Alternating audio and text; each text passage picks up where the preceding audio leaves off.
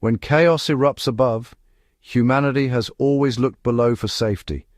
We've carved out sanctuaries in the earth, transforming darkness into refuge.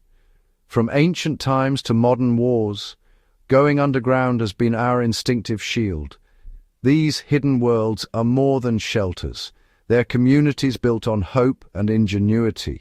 Across cultures and centuries, the earth has offered protection from invaders and bombs alike.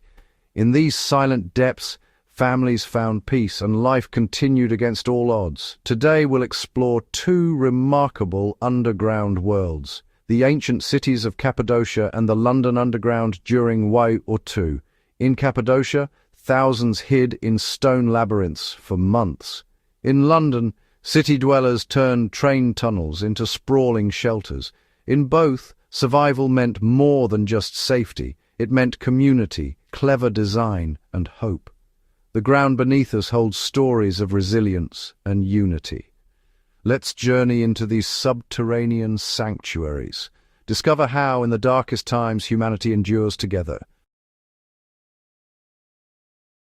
In Cappadocia, Turkey, ancient people carved entire cities into volcanic rock. These weren't just caves. They were vast, multi-level fortresses, some plunging 18 stories deep. When danger loomed, entire communities vanished underground, safe behind stone doors only they could move. Ingenious air shafts disguised on the surface brought fresh air and water to the lowest levels. Inside, families lived in carved apartments with communal kitchens, storerooms, and even stables. The cool underground preserved food for months while oil lamps lit quiet, ordered lives. Silence was survival, children played in hushed tones, and everyone had a role. Trust and cooperation were essential. Each person's safety depended on the group. For generations, these stone cities were havens, monuments to resilience and ingenuity. Today they stand as silent witnesses to a people who turned darkness into life. The earth itself became their greatest protector. Centuries later, Londoners faced nightly terror as bombs fell during World War II. With homes unsafe, they turned to the city's underground railway, the Tube, for shelter.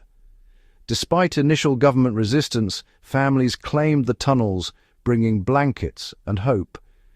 Platforms filled with makeshift beds, and a new society emerged below ground.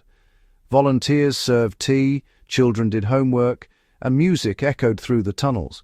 Strangers became neighbors, united by the will to survive and see another dawn.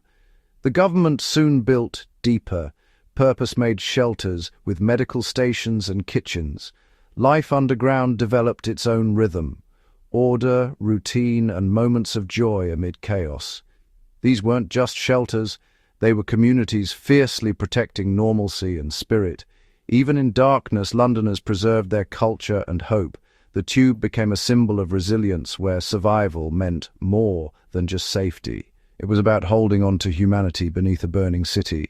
In the depths, life and hope endured. Cappadocia's stone cities and London's tube shelters tell a shared story of adaptation. One carved from rock, the other built with steel, both designed for survival. Each faced different threats, but both relied on planning, ventilation, and food stores. Overcrowding, lack of sunlight, and sanitation were universal challenges. Survival demanded not just endurance, but organization and shared purpose.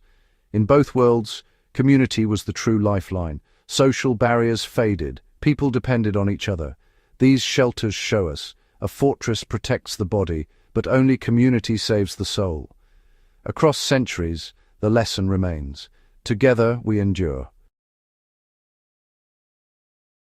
Underground survival is more than architecture. It's a lesson in the human spirit.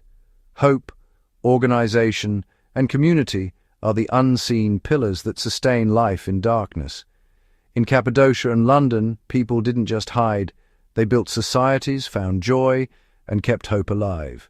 Hope was rationed like food, fueling endurance and belief in a safer future. Organization turned chaos into order, with roles and routines keeping panic at bay. Most of all, people leaned on each other for comfort and courage.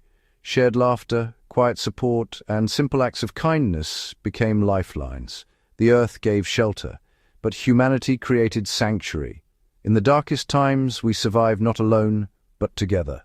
Our greatest strength is each other, and the will to return to the light.